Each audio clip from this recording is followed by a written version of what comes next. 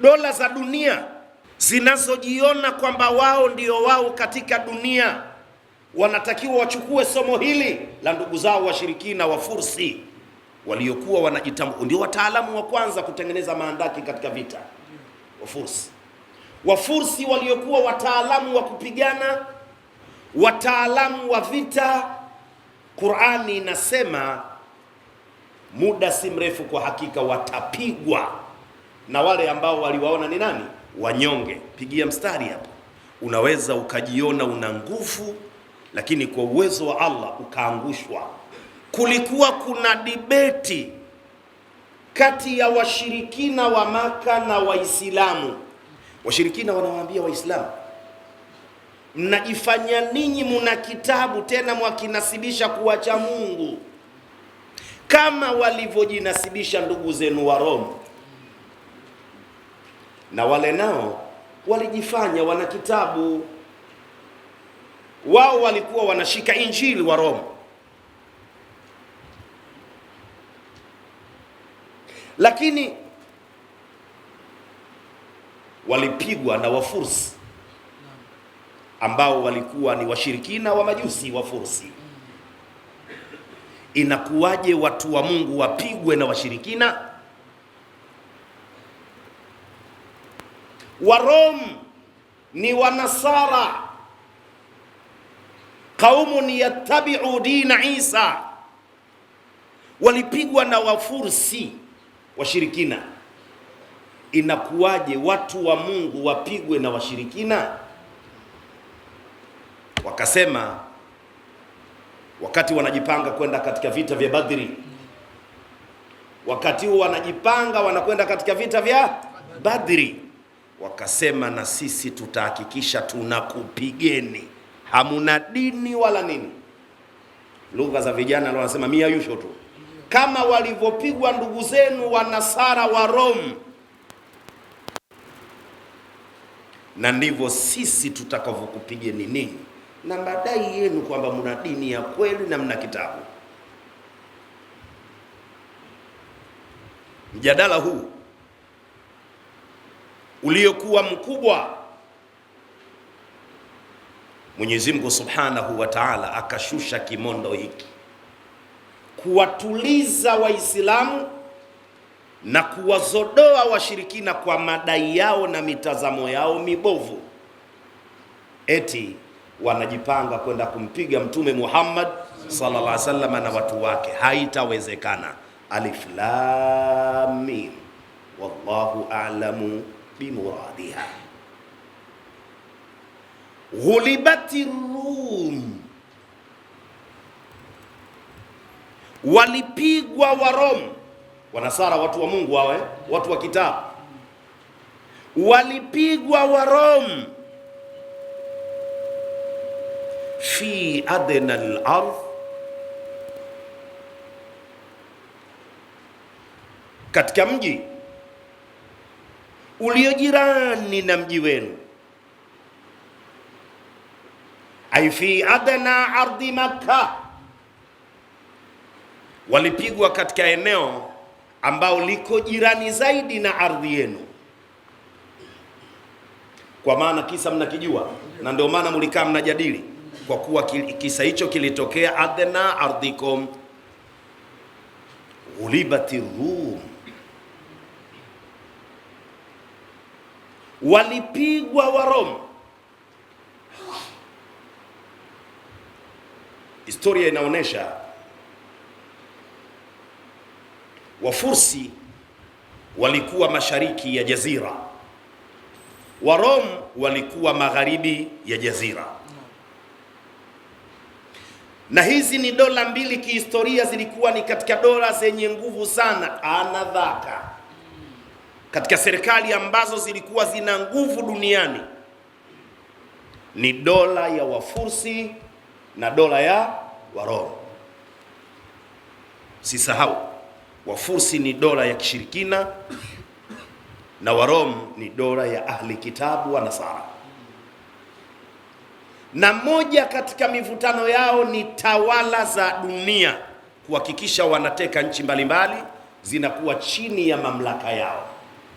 na moja katika maeneo waliyokuwa wanagombania ni Sham. Wafursi wanataka Shamu iwe chini yao na Warom nao wanataka Shamu iwe chini yao. Wafursi washirikina, Warom ni ahlu kitab, Wanasara. Sasa huko nyuma ndio Mungu anasimulia kama walivyokuwa wanajadiliana, ghulibatir Rum, waliangushwa Warom, walipigwa Warom fi adna al-ardhi.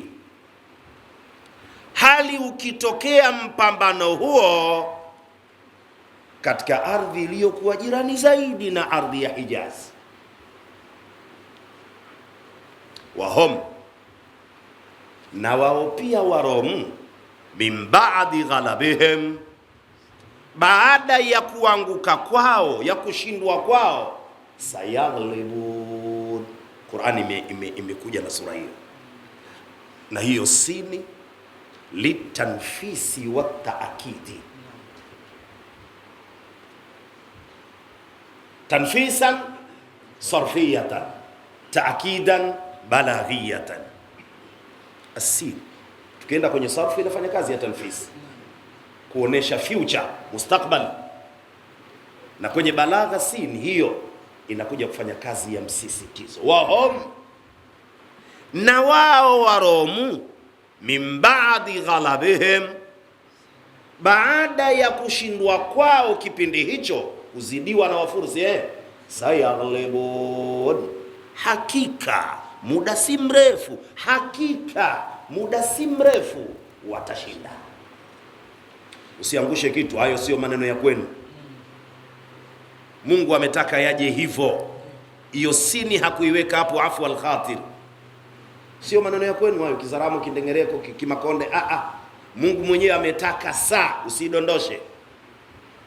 Wahum, na wao Waromu, min ba'di ghalabihim, baada ya kuanguka kwao, baada ya kushindwa kwao kipindi hicho, sayaghlibun, hakika punde tu watashinda. Ina maana ushindi utarudi kwao. Kuna vitu vingi sana hapa kiakida. Tumesema sura za Maka, moja katika mambo yake kuthibitisha na kutia msisitizo juu ya nini? Itikadi sahihi.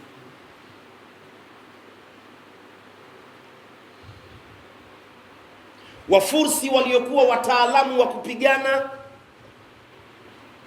wataalamu wa vita, Qur'ani inasema muda si mrefu kwa hakika watapigwa na wale ambao waliwaona ni nani? Wanyonge. Pigia mstari hapo.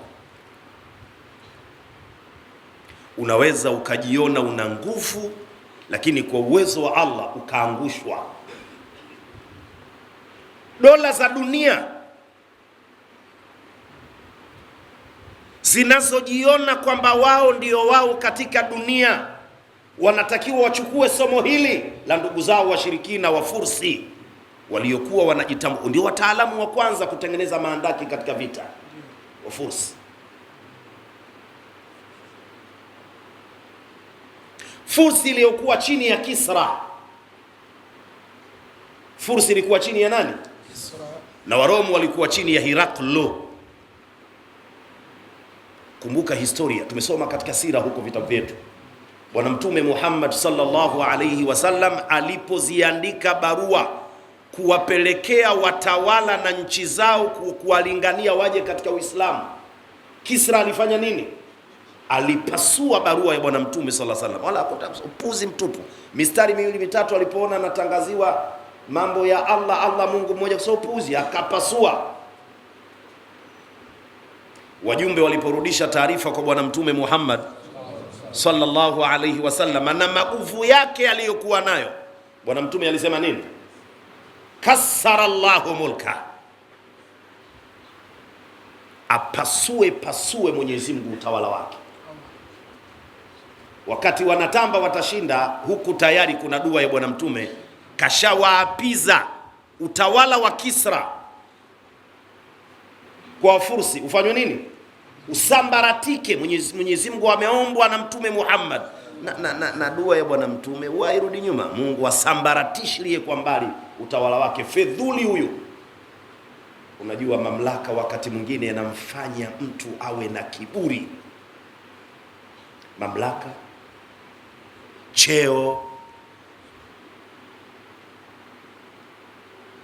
kashashinda huko nyuma. Usisahau kuna dua ya bwana Mtume Muhammad sallallahu alaihi wasallam, wa hum min ba'di ghalabihim.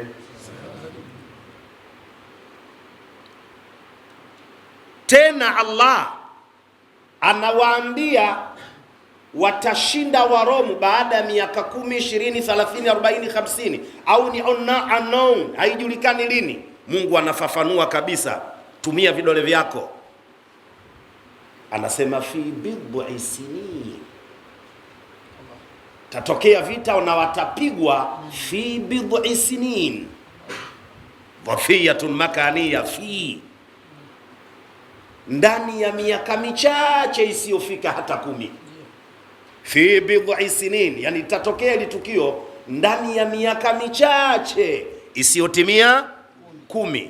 Wanasema neno bid'i katika lugha ya Kiarabu ni kutoka 3 mpaka 9. Wako baadhi kama vile kina Imamu Kisai, Dr. Wahbatu Zuhaili katika tafsiri yake Tafsirul Munir, yeye amesema 3 mpaka 10. Maalesh, maanake ima kwenye miaka 2, 3, 4, 5, 6, mwisho 7, kwa sababu kuna miaka tumeitoa kule. Fi bid'i sinin, ndani ya miaka michache litatokea la kutokea wapigwe. Miaka michache isiyofikia isiyotimia hata 10, ndio tafsiri yake hiyo, kwa sababu neno bid'a ni kutoka 3 mpaka 10 au 3 mpaka 9. Kutoka sasa Mungu anawaambia hesabuni kwa vidole vyenu, miaka 10 haitafika, watapigwa Wafursi. Fi bid'i sinin. Kwa nini? Akaalim, wanaita sasa ni jumla ta'liliya. Msishangae kwa nini washinde wa Roma madhaifu, wapigwe Wafursi wenye nguvu. Kwa nini? Lillahi al-amru min qablu wa min ba'd. Hii ndio sababu. Lillahi al-amru ni mufradul muarrafu billahi liifadati al-umumi. Lillahi haijaja afu al-khatir, hiyo lamskines usione imekaa tu hapo, ina kazi. Akusema lillahi amron, kasema lillahi amru, na ameleta katika mtiririko huo kwa maksudi, kwa sababu hiyo ni hasri, ni taqdimun ma haqquhu ta'khiru. Asili yake ilikuwa nini? Wal amru lillah, akutaka hiyo nyepesi. Wal amru lillah, akutaka hiyo, kataka nzito. Lillahi al-amru liifadati al-hasri, hakuna kinyume na hivi. Ndio hivi tu, chita abaita, umetaka ama umegoma, ndio hivi. Lillahi al-amru, na hiyo lamu ni milkia, ni milki yake Allah subhanahu wa ta'ala. Al-amru liifadati, mambo yote anayamiliki yako chini ya zimami ya Allah. Ukijiona we waziri, ukijiona we mbunge, ukijiona we diwani, mwenyekiti wa serikali, shehe wa kata, shehe wa wilaya, shehe wa mkoa, imamu na maamuma, utakavyojiona, una wake 4, 3, 2, mmoja huko hivi hivi tu, itakavyokuwa, jua katika maisha yako lillahi al-amru, ni milki ya Allah subhanahu wa ta'ala tu. Hiyo tu ndio hasri yenye, ukitoa hiyo maneno umeharibu. Ile tu maana yake umefunga, hakuna mwingine juu yake. Lillahi al-amru, hiyo ndio hasri. Idhan fataqdimu shibhul jumla, kwa maana hapo imetangulizwa habari, haikutangulia afu al-khatir, imekuja ifadati al-hasri wa ta'kid. Lillahi al-amru. Wakati mwingine unaposoma Qur'an unatakiwa utulie, lazima utengeneze maswali. Inna anzalnahu fi lailatul qadri kwa nini anzalnahu? Mungu anataja dhamiri kikusudiwa kijatajwa, hakuna kanuni hiyo. Hii anzalnahu kunyuma kuna nini? Hiyo hau inarudi wapi? Kwa nini hau inarudi patupu? Kimetajwa nini mpaka itajwe hau? Nyinyi mnanielewa? Anzalnahu, hiyo hu inarudi wapi? Pigia mstari mwekundu hapo. Usisome Qur'ani kama unaimba nyimbo za deda kwenu. Inna anzalnahu, lazima hiyo ukisikia hu lazima turudi nyuma. Hiyo hu inadondoka wapi? Hamna kitu. Kwa nini? Ndio darasani. Kae darasani, sio kazi ya kuradi watu tu. Sauti kali sio kujua kusoma. Sauti kali sio kujua kusoma. Wanadhani kusema kwa jazba ukatoa ukali na nini, hakuna. Unadhani ndio ilmu. Una sauti kali unatosha kuwa muadhini.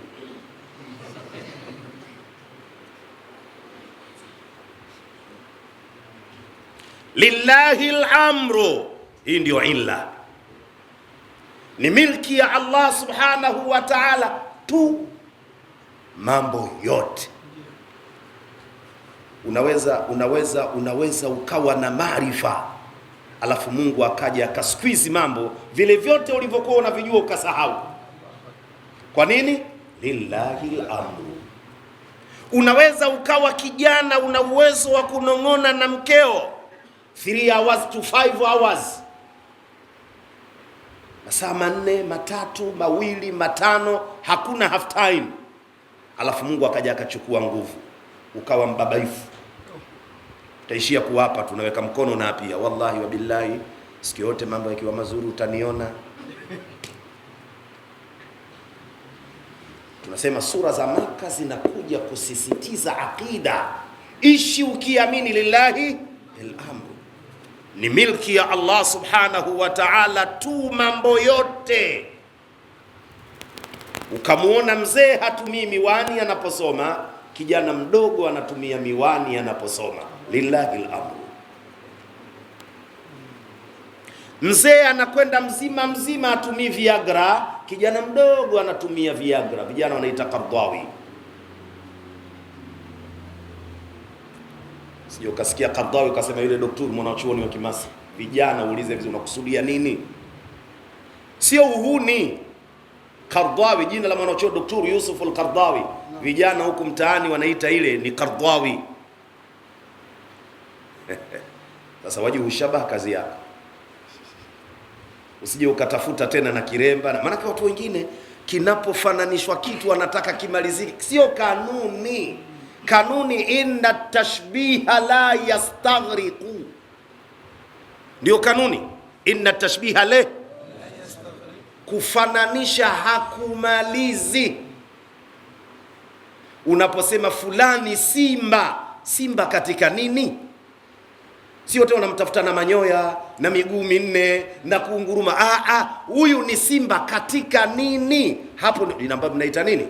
Sifatul mushtaraka au wajhu ashaba. Haiwezi kuwa kwenye kila kitu. Bwana fulani kama shekhe wake katika nini? Hiyo kama shekhe wake kwenye nini? Sasa kama kusoma ujui utaanza kuwaka. Haiwezekani. Kamfananisha baba yake na simba. Wewe hujui kusoma. Kamfananisha baba yake na simba kwenye nini? Alafu taitafuta hiyo sifa.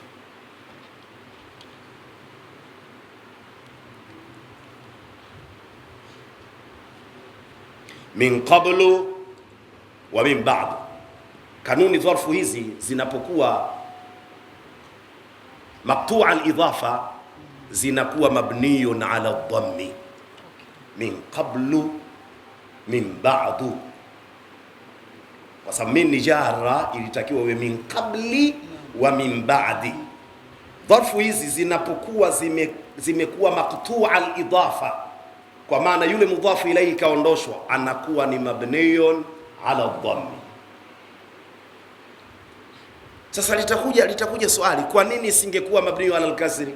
Kwa nini isingekuwa mabniyu ala al-fath? Kwa nini chaguliwa dhamma? Kwa nini isingekuwa min qabla wa min ba'da? Watu wa grama wanasema ashrafu harakati al-i'rabi dhammu.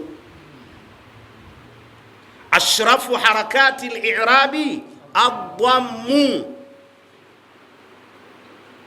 Tuna dhamma, tuna fatha, tuna kasra, tuna sukun.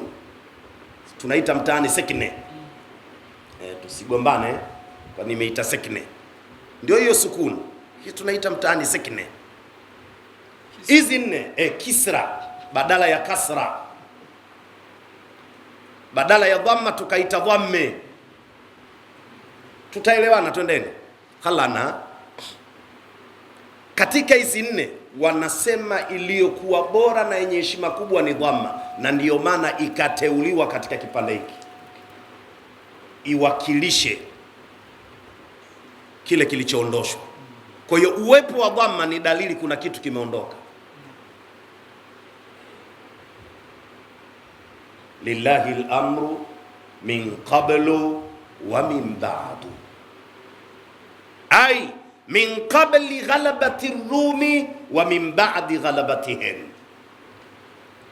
Mambo yote kabla hata Waromu hawajapigwa na baada ya wao kushinda, mambo yote anamiliki Mungu. Aliamua hapa washindwe na leo anaamua hapa.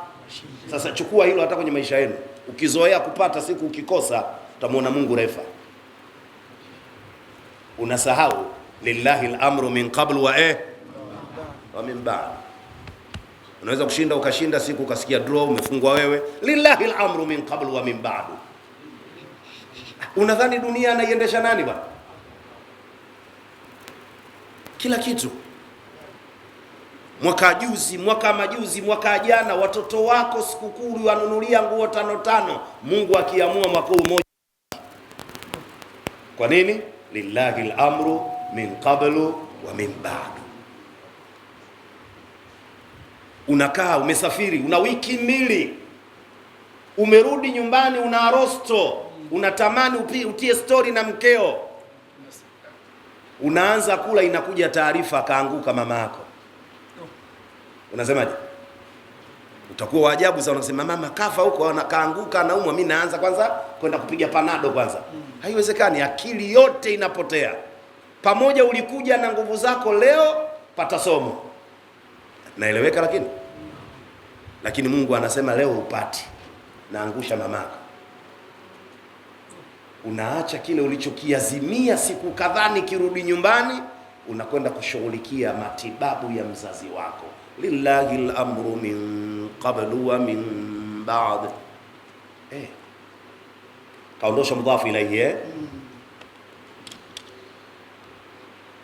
Tunarudi pale pale.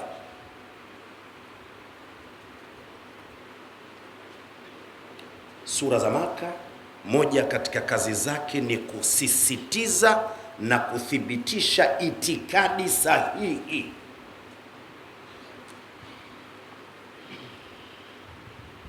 Wa yawma idhin yafrahu almu'minun, na siku hiyo sasa ndiyo siku waumini watakayofurahi binasrillah, kwa msaada wa Allah, kwa nusra atakayowapa Allah.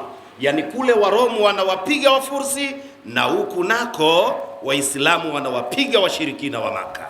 Tulisema ilikuwa ni mjadala kwenye vita vya Badri. Kidogo nikurudishe.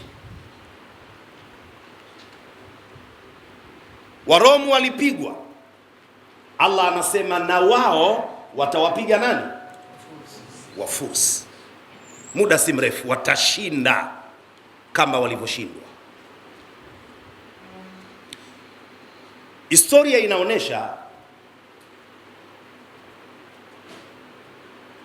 Waromu walipigwa mwaka 622 AD, Anno Domino Jesu Christ, AD, mwaka 622. Andika hilo, sitoe macho kama mtu alichokuwa kufunga atafuta mwezi juu.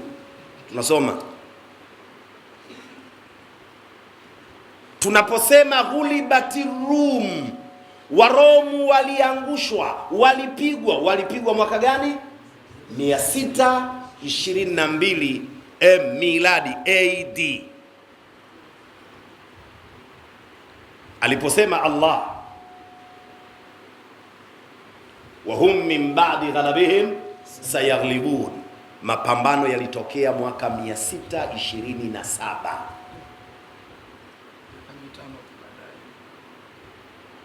na vita vilikwisha na kuchukua ushindi wa Rome, kuirejesha na kutawala ardhi ile rasmi mwaka 628. Rasmi wa Rome oya mwaka 628. Rejea nyuma,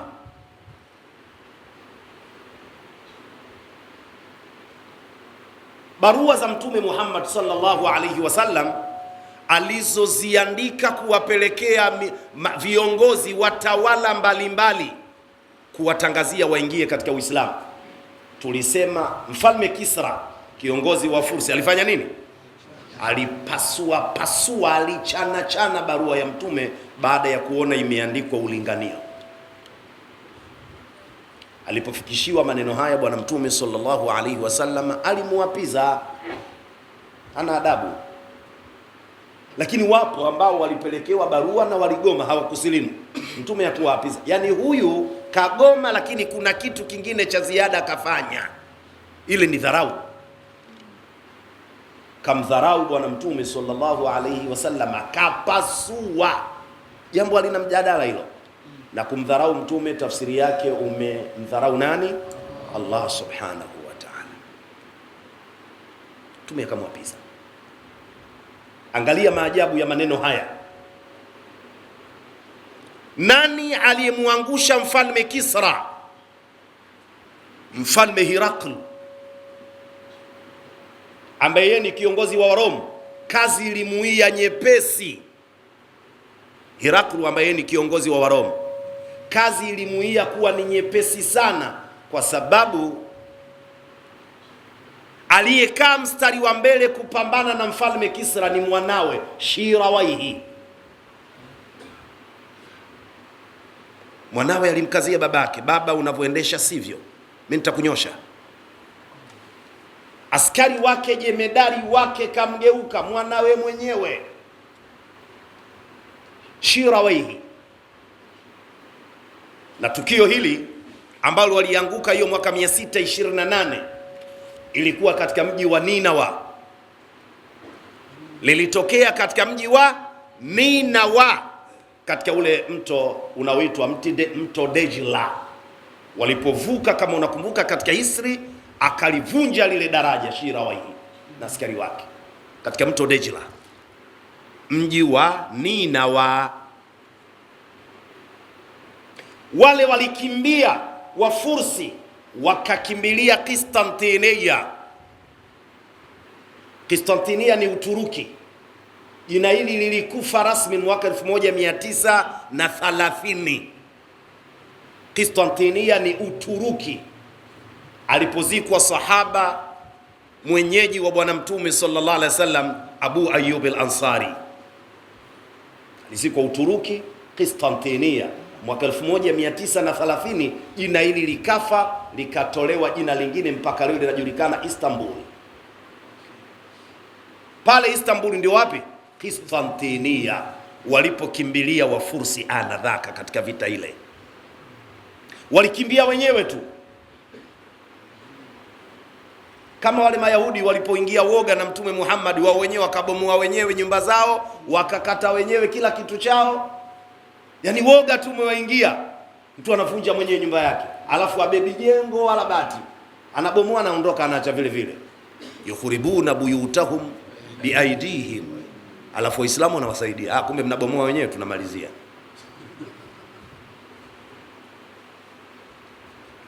Sasa Wafursi walikimbia wenyewe, wale walio wengi walikimbilia Konstantinia, ambako leo kunajulikana ulimwenguni kwa jina la Istanbuli. Katika nchi gani? Uturuki. Kuna majina katika historia ukiyasikia unatakiwa ufuatilie kwenye dunia leo, yanajulikana kwa jina. Wewe unang'ang'ania tu jina la Konstantinia, watu hawajui 1930 lilipokufa jina hili, sio leo. Babako hajazaliwa, Mzee Lingwenje,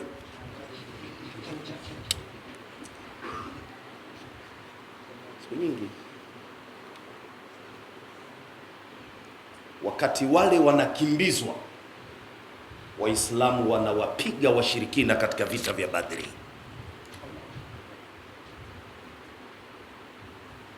Mtume anakagua mwenyewe, wa itubawi'ul mu'minina maqa'ida lilqital, kama Qur'ani inavyoeleza katika Bakara. Waislamu wasome Mtume alipokuwa anakagua jeshi mwenyewe. Tunakwenda katika vita vya Badri, wanapigwa kule wale na huku wenzao wanapigwa. Wa hum min ba'di ghalabihim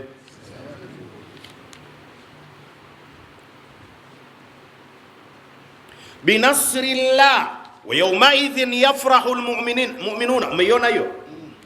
Siku hiyo watafurahi mno nani? Al-Imam Tirmidhi katika sunani yake amepokea, na pia angalia katika tafsiri ya Ibn Jariri Tabari, hadithi kaipokea kwenye kisa hiki.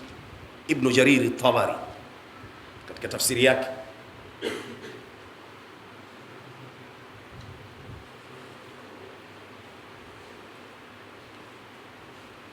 ilipofika siku ya vita vya Badri, hadithi inasema ilipofika siku ya vita vya Badri,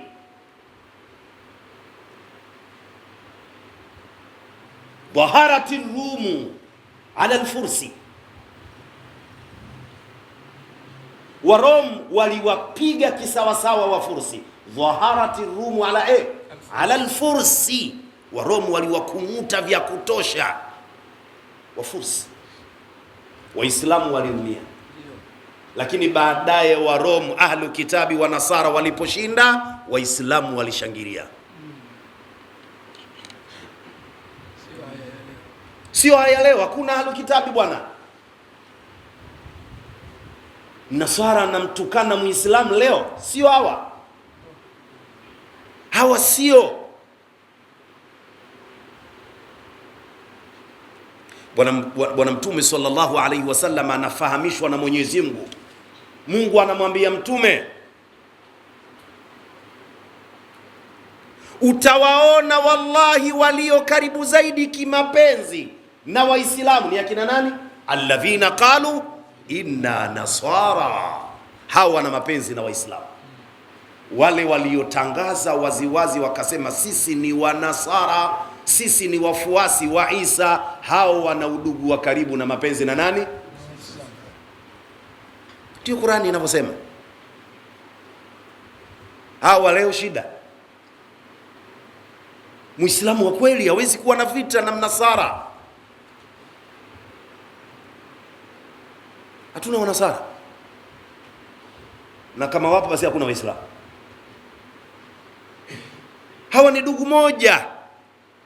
Waislamu walishangilia baada ya kuwasikia ndugu zao Wanasara wamewapiga Wafursi washirikina wa Majusi wale.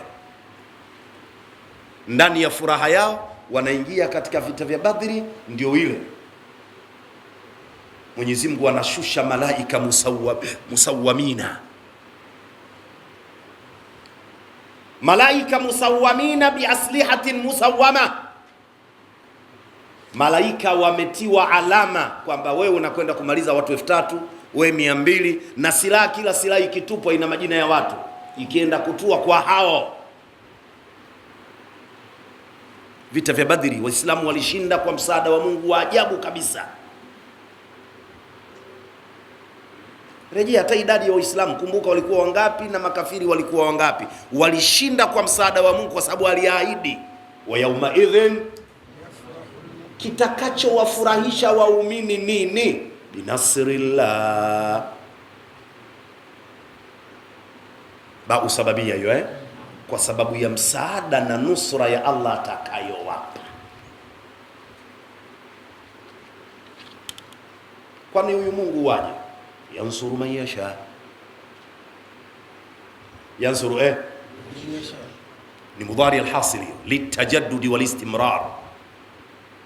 Yansuru man yasha, si leo, si jana, si kesho, bali always Mungu utamuona hivi, yansuru man yasha litajaddudi walistimrar.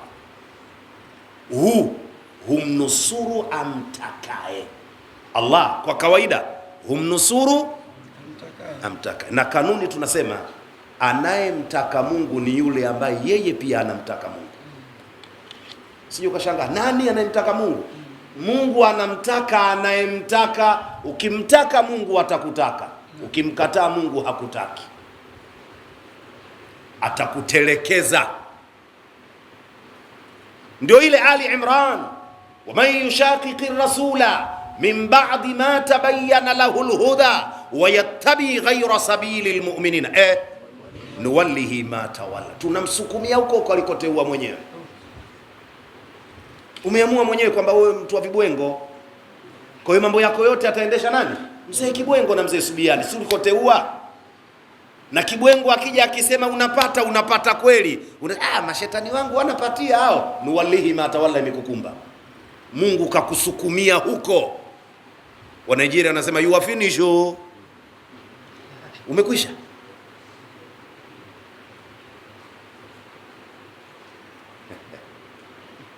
Narudia, sura za Maka zinafundisha itikadi sahihi na kuithibitisha. Tuishi tukiamini Allah anafanya atakalo na anaweza. Waweza ukawa na nguvu ndogo ukamshinda mwenye nguvu nyingi, mwaweza kuwa wachache mkawashinda walio wengi. Kam min fi'atin qalilatin ghalabat fi'atan kathiratan biidhnillah. Kamalizaje Mungu? Wallahu ma'as sabirin. Kamaliza hivyo aya hii, wallahu ma'as sabirin. Ndio maana wanasema watu wa aqida, umdatu hayati almuslimi as-sabru